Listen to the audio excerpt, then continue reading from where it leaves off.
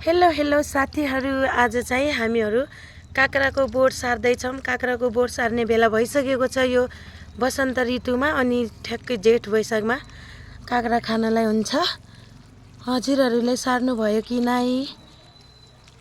यस्तै हो साथीहरू, गाउँघरमा काम भनेको तरकारी लाउने, बिक्री गर्ने, खाने। उहाँ चाहिँ मम्मीले सिँचाइ गर्दै हुनुहुन्छ। भर्खरै सारेको बोटहरू हो।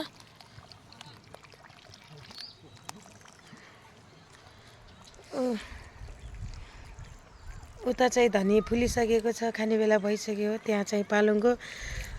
अनि यसको नाम के भन्दो रहेछ साथीहरू? राम्रोसँग फलाएको छ क्या यो। हाम्रो भाषामा यसलाई चाहिँ बकुल्ला भन्दो रहेछ। हजुरहरूको भाषामा के भन्छन् कमेन्ट गर्नु ल साथीहरू। अनि यहाँ पनि काँक्राको बोटहरू ल्याएका छौँ। ती बोटहरू मऱ्यो भने फेरि सार्नलाई हुन्छ नि त।